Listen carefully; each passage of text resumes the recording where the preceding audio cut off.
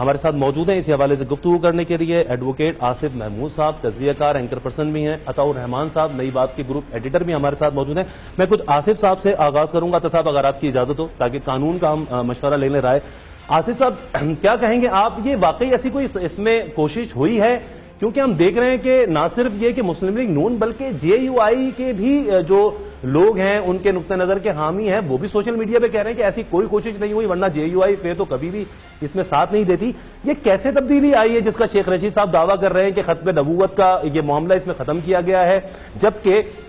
اسی اصلاحات بل میں جو حلف نامہ ہے امیدوار کی جانب سے، بلکہ اس میں ڈکلیریشن کا لفظ ہے، اقرار نامہ،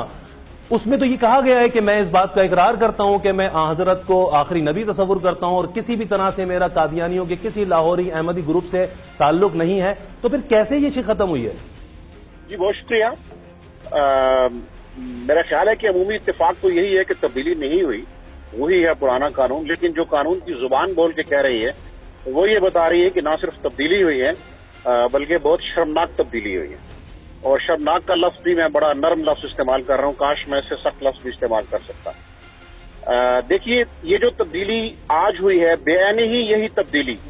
78 میں ایک قادیانی سیکرٹری الیکشن کمیشن نے بھی لانے کی کوشش کی، جسے علماء نے جس وقت کہا تھا کہ ہم الیکشن کمیشن کا گھیراؤ کر لیں گے، اس وقت یہ ختم ہو گیا۔ اب اگر تو ڈکلیریشن اور حلف ایک ہی چیز ہے تو پھر بتائیے کہ یہ حلف کو ختم کر کے ڈکلیریشن کا لفظ کیوں استعمال کیا گیا؟ یعنی آپ کیا کہنا چاہ رہے ہیں اور آپ کیا کرنا چاہ رہے ہیں؟ قانون کی زبان میں شل اور مے کا فرق ہوتا ہے، آر اور اینڈ کا فرق ہوتا ہے۔ آپ نے دانستہ حلف کو ختم کیا، اور اگر آپ نے وہ پروسیڈنگز پڑھی ہوں جب قومی اسمبلی پارلیمنٹ کے اندر قادیانیوں کی ہو رہی تھی، تو حلف کے اندر کیا معنویت ہے اور اس کے اوپر ان کے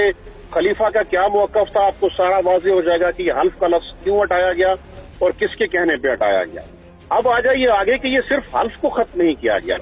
الیکٹورل رولز تھے۔ اس سے پہلے میں آپ کو بتاؤں کہ مشرف صاحب کے دور میں conduct of general election order آیا تھا، جس میں یہ واضح طور پر سیکشن 7B اور 7C میں کہا گیا کہ اس قانون میں ہم بہت سی تبدیلیاں کر رہے ہیں، لیکن قادیانیوں کے بارے میں جو قوانین موجود ہیں وہ وہی رہیں گے۔ وہ قوانین دو تھے، ایک تھا الیکٹورل رولز ایکٹ 74 میں اور ایک تھا الیکٹورل رولز میں۔ اس کی سیکشن 9 میں یہ تھا کہ اگر کوئی شخص الیکٹ ہو جائے یا امیدوار ہو اور کوئی جا کر کوشچن کر دے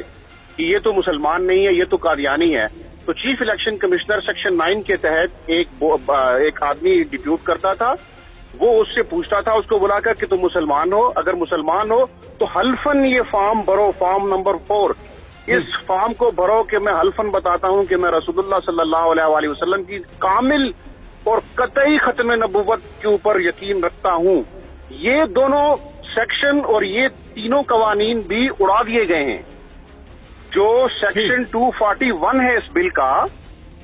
یہ صرف حلف کا معاملہ نہیں ہے، یہ conduct of general election rules اڑا دیے گئے، الیکٹورل رولز اڑا دیے گئے۔ آپ شکایت نہیں کر سکتے کہ یہ قادیانی آیا یا نہیں، ان کو آپ کوشچن کر کے، جب آپ پہلے کوشچن کرتے تھے فرحان صاحب تو ان کا نام مسلم الیکٹورل لسٹ سے نکال کر نان مسلمز میں ڈالا جاتا تھا۔ اب آپ یہ کوشچن بھی نہیں کر سکتے، ڈکلیریشن آ گیا تو بس آ گیا، اس کے بعد آگے بس کوئی فورم نہیں ہے اس کو کوشچن کرنے کا۔ 6 قوانین ریپیل کر دیے ہیں سیکشن 241 نے۔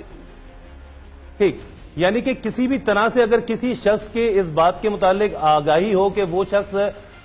قادیانی ہے اور بالفرض اس نے اپنے آپ کو مسلمان ہی ڈکلیئر کیا ہوا ہے، تو آپ چیلنج کر سکتے تھے، اب وہ راستہ ختم ہو گیا ہے۔ اب وہ راستہ ختم ہو گیا، ووٹر لسٹ کا راستہ ختم ہو گیا، اس کا جو پروسیجر تھا بلا کے